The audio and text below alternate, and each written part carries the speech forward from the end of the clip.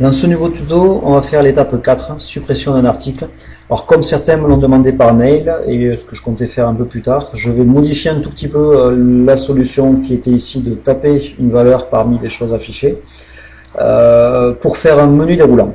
Un menu déroulant dynamique à partir de la base de données. Donc la solution que je vais vous proposer n'est pas exactement celle-ci. On aura toujours une première page, cette fois-ci en PHP parce que je vais chercher des informations dans la base de données, qui sera en fait la page de saisie de ce que veut l'utilisateur. Ce qu'on va proposer, c'est un menu déroulant avec la liste des désignations des articles, et on mettra derrière en fait l'identifiant de l'article de manière à pouvoir le supprimer de manière unique et pas avoir plusieurs peut-être plusieurs effacements s'il y a des désignations qui sont répétées. Alors pour ce faire, je reviens ici, je fais un nouveau fichier. Si je regarde un petit peu ce que j'avais fait jusqu'à présent, j'avais sur mon site, si je reviens sur l'index, administrer la base, supprimer l'article, c'est la page, si vous regardez en bas de l'écran, supprimer article.php. Donc supprime, pardon, article.php. Donc si je viens à attention de aller, donc je récupère le nom supprime.php, puisqu'elle n'existe pas encore. La première page de suppression ici, ce sera ma page de saisie de mon formulaire. Elle sera en PHP parce que je vais aller chercher des infos dans la base de données pour les afficher dans un menu déroulant. La deuxième page de traitement de ce formulaire-là, ce sera aussi une page PHP qui sera la validation de la suppression. On verra comment on l'appelle par la suite. Donc, ma première page ici, fichier enregistré sous, je l'appelle comme il faut, supprime article.php. Je reviens sur ma page de base, on va voir ce qu'on en fait, je récupère tout ça pour l'instant. Donc moi ce qui m'intéresse, c'est dans le HTML, je me fiche pas mal d'hyperliens pour l'instant, je me fiche pas mal de tableaux. Ah, j'aurai un début de formulaire sans champ de texte.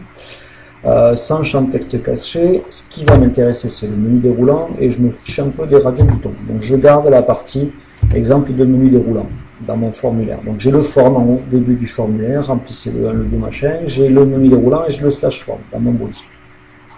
Tout ça dans mon supprime article.php. Alors, formulaire, le name, c'est le nom de la variable que vous voulez avoir plus tard. Donc là, je vais appeler code au numéro article. Donc, article, c'est le nom de ma variable. Les values que vous avez dans les options, 1, 2, 3, 4, ça va être, pour l'instant je suis en statique, je suis en HTML, ça va être la valeur qui va être attachée à la variable, le name du select. Et entre option slash option, c'est ce qui est affiché à l'écran.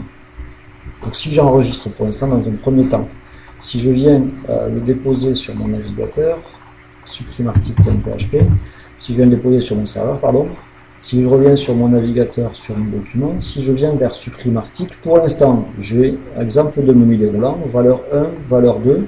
Les valeurs qui sont rattachées sont les valeurs value 1, value 2. C'est parce que c'est affiché valeur 1 que j'ai la valeur 1. Si je ne mettais pas de value, ici, c'est ce qui est affiché à l'écran qui est la valeur qui m'intéresse. Qu'est-ce qu'on veut faire nous? Nous, on veut faire un menu déroulant dynamique qui m'affiche en fait dans la liste des numéros d'articles les informations depuis la base de données. Donc, on va un petit peu s'inspirer de ce qu'on avait fait sur le TP, sur la liste article.php. Je vais me connecter à la base de données. Donc, je reviens sur mon FAQ que j'ai sûrement fermé. Non, je n'ai pas fermé. Je reviens sur ma partie connexion. Je récupère la connexion à la base de données. Le jour où je saurai faire du copier-coller correctement sur Moodle, vous le saurez. Donc je copie la connexion, je le mets dans du PHP, donc il va falloir que j'ouvre du PHP. Je vais fermer le PHP. Pour l'instant, je laisse le HTML en dehors, on verra comment on l'intègre. Je me connecte à la base de données et je vais aller sélectionner quoi? Deux informations. Je vais sélectionner le... Attendez, c'est pas là. Je vais sélectionner la... Je ne l'ai pas là, mais je l'ai ailleurs. Allez.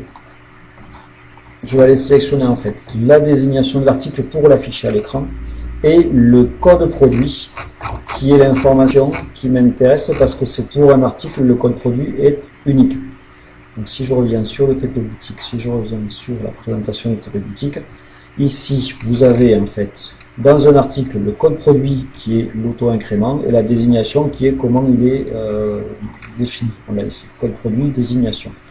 Donc dans mon code, pardon, ici. Je vais venir faire un select, donc je vais revenir sur mon FAQ. J'ai fait un select la dernière fois, désignation prix from article, avec une boucle while qui était l'affichage. Donc je récupère ça. Moi j'ai tendance à utiliser plutôt le MySQL Fetch Assoc qui est plus lisible. Trouvez vos habitudes. Donc select désignation, c'est pas le prix qui m'intéresse, c'est le code produit. Donc je vais bien mettre désignation, ici, select désignation code souligné produit from article. Les prints, on va voir ce qu'on a fait tout à l'heure, c'est désignation et ce serait code produit. Et moi ce que je veux, c'est que j'ai un formulaire qui sera mon select. Et à chaque fois, les options, le value ici, ce soit mon code produit, donc en fait ce $ligne code produit. Et l'affichage à l'écran soit la désignation de mon article, de l'ordre $ligne désignation. Alors, le formulaire et le select, ça c'est quelque chose d'assez statique, donc je peux venir le couper. J'ai fait ma requête ici, avant même de faire ma boucle while, je peux sortir de mon PHP et je rouvrirai le PHP plus tard. Et donc si je veux pas m'embêter ici, je prépare mon formulaire et je prépare mon select.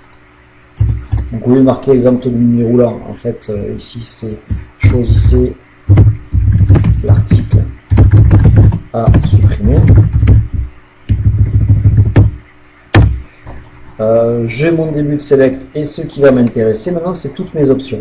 Alors à la place d'avoir le champ ici et machin, ce qu'il faut que j'arrive à faire, c'est dire je vais avoir mon option value, guillemets.